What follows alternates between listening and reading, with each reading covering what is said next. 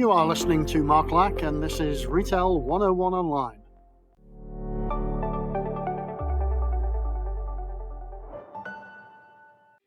Success leaves clues, but only if you're brave enough to read them. Welcome, Retail 101ers, to episode number 33, hosted by Mark Lack from Retail 101 Online. These episodes are all designed to give you some quick bursts of retail or management knowledge, and you can do it at your own pace. For our amazing regulars, a huge thank you for continuing to tune in. Your unwavering support keeps us revved up and ready to dive headfirst into the chaotic world of retail. Now, don't skip, don't scroll, don't think I'll catch up on this one later, because this episode is different. Today, we're talking about one of the most talked about books and podcasts in modern business. You've seen the black and white cover in airport shops, on social feeds, maybe even on your colleague's desk. Maybe you are even thinking about buying it for a colleague or loved one, as Christmas is just around the corner. The Diary of a CEO by Steven Bartlett. But this isn't a book review, it's an unpacking. Because behind this glossy bestseller is a story of grit, reinvention, and what it actually takes to succeed. And here's why you should stay with me to the end. We're going to go deeper than just Steven Bartlett is a clever guy. We're going to look at why this book and his podcast hit people so hard. What makes it different? What can retail leaders learn from it? And most importantly, how do we take those lessons and make them real on the shop floor? We'll start with the man himself, who he is and why his journey matters. Then we'll dig into how the Diary of a CEO became more than a podcast. It became a global movement. We'll dive into 3 of the most powerful of the 33 laws from the book that can change how you lead, manage and think. And finally, we'll bring it all back to where you are right now, in a store, managing people, planning for peak trading. Let's begin.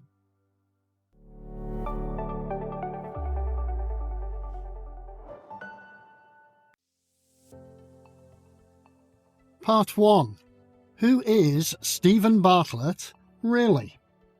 Steven Bartlett wasn't supposed to be a CEO. He wasn't groomed for it in a business school. He didn't inherit a company. And his story doesn't come with trust funds, safety nets, or Ivy League polish. He was born in Botswana, moved to Plymouth in the UK, was raised by a Nigerian mother and a British father who later became estranged. He often speaks of feeling like he didn't belong, too black for some, too British for others, and always just different. He dropped out of university after 1 lecture. That's not poetic license, that's fact. He walked out and never looked back. And in the years that followed, he built Social Chain, a marketing company that leveraged the power of social media in ways few understood at the time. He grew it to a valuation of hundreds of millions. Then he left. Why? Because money wasn't the answer. And that's where the next chapter began. Steven built his podcast, The Diary of a CEO, not as a brand, more as therapy. He sat in a dark room, mic on, and just talked. Not at the world, but to himself. His fears, his failures, his wins. It was honest, stark, and most importantly, real. Today, he's a dragon on Dragon's Den, a best-selling author, a speaker, a provocateur. But at his core, he's still that curious kid trying to make sense of why we are the way we are. And that's what makes him powerful. Because Steven doesn't just build businesses, he builds narratives. And in retail, if we're honest, we need more of that.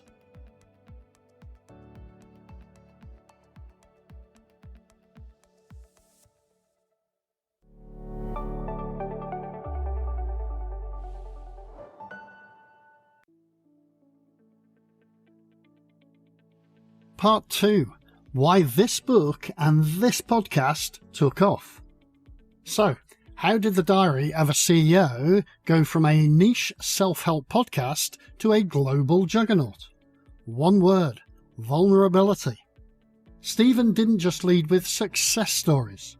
He didn't open with metrics or jargon. He led with pain, with regret, with introspection. And the world wasn't ready for it, but it craved it.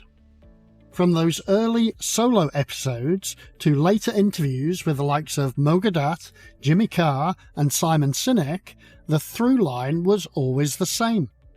We don't talk about this stuff, but maybe we should. The podcast didn't explode because of celebrity guests, it exploded because of authenticity.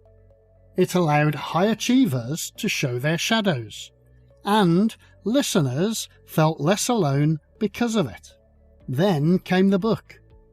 But the Diary of a CEO isn't just a companion to the podcast. It's structured like a philosophical blueprint. 33 laws of business and life, each one a micro-chapter of hard-won wisdom. No fluff, no filler, just bold statements backed up with stories.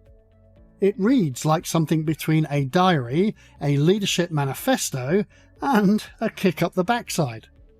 It became a bestseller not because it was clever, but because it was clear.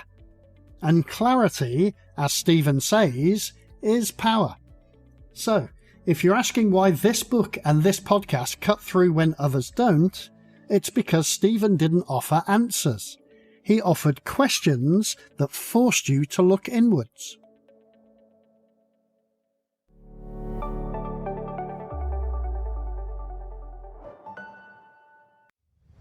Part 3. Takeaway number 1. The people you let into your life shape you. If you don't choose who you let into your life, the world will choose for you.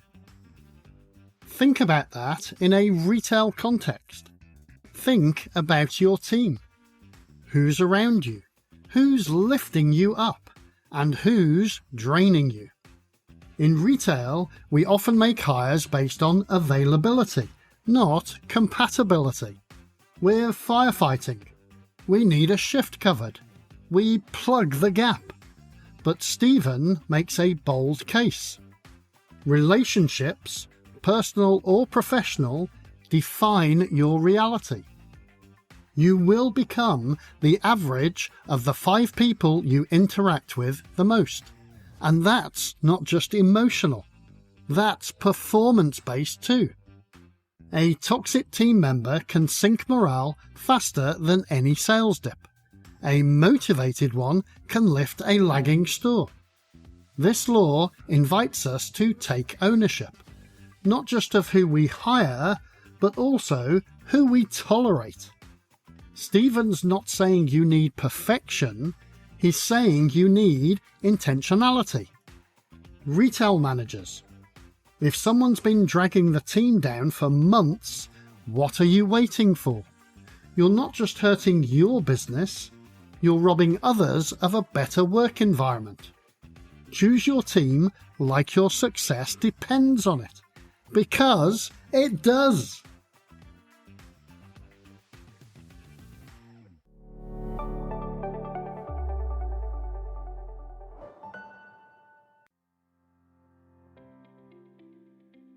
Part 4. Takeaway number 2. The way you do one thing is the way you do everything.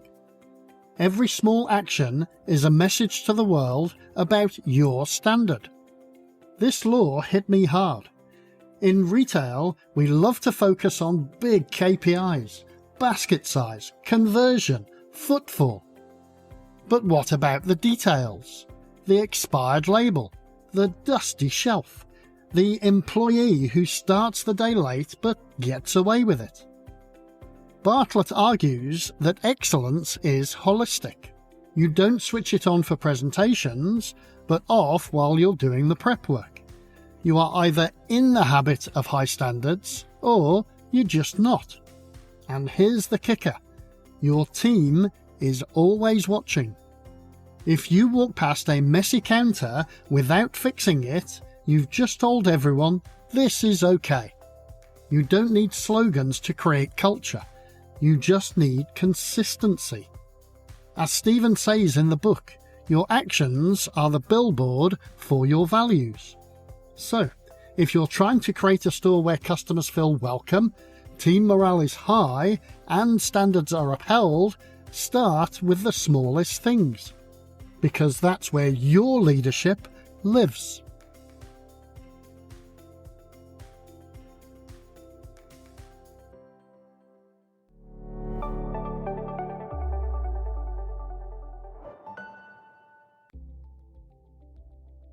Part 5. Takeaway number 3. Success is often found in boredom. The ability to do the boring things well will separate the good from the great. This law is perhaps the most profound and the least sexy. We live in a culture addicted to dopamine. We want fast wins, viral moments, big changes.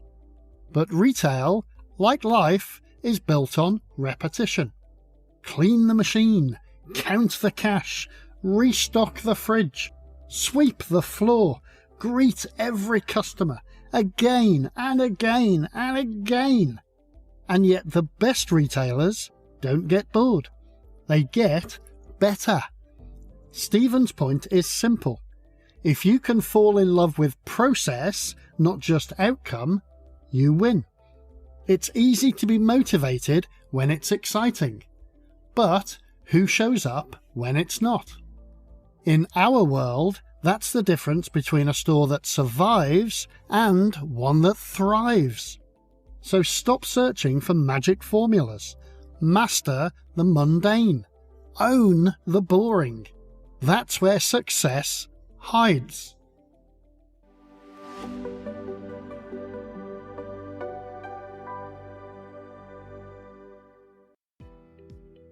Help is on the way, translating Steven's book to our retail environment. So, how do we turn this from theory into some action? Let's take Steven Bartlett's wisdom and plug it straight into your store. Number 1. Curate your culture. Run values-based interviews, not just skills-based ones. Ask, would I want to work on a Friday night with this person? Celebrate team members who support others, not just sell stuff. Number 2. Make the invisible visible. Hold a weekly small wins meeting, where the focus is on things like clean stockrooms, well-maintained kit, and tidy fridges. Make excellence in the small things the goal, not just the minimum. Number 3. Create rituals of repetition. Reward consistent performance, not just flashy one-offs. Rotate roles so that everyone learns every task and finds meaning in them. This isn't fluff. This is culture in motion.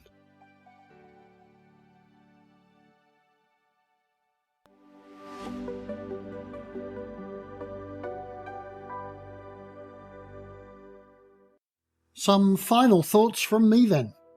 If I'm honest, I initially saw Steven Bartlett as another young disruptor who'd cracked the social media code.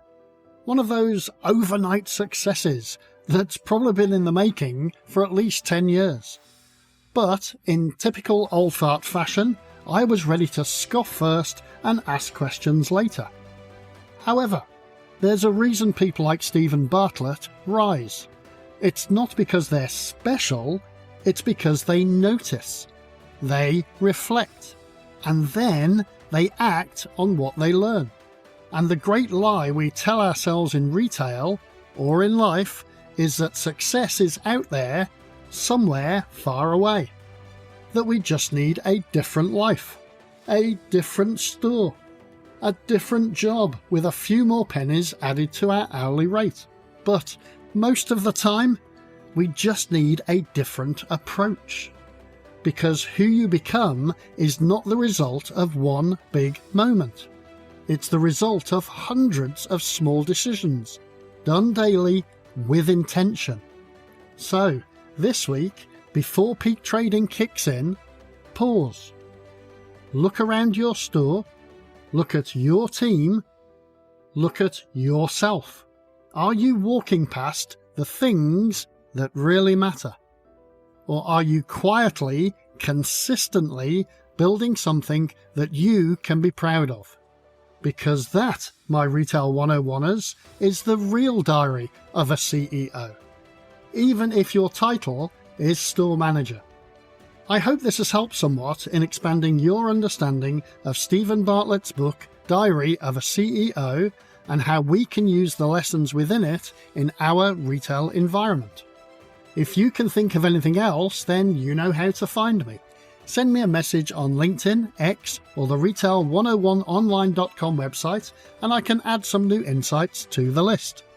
Don't forget to hit that subscribe button and ring that bell wherever you get your podcast fix so you never miss out on the excitement of our next episode drop.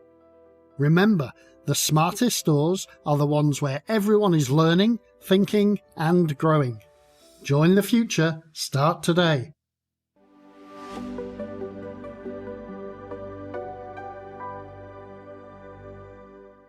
And that's it, folks. Thank you so much for tuning in, and we'll see you in the next episode, maybe in a couple of weeks' time. Cheers.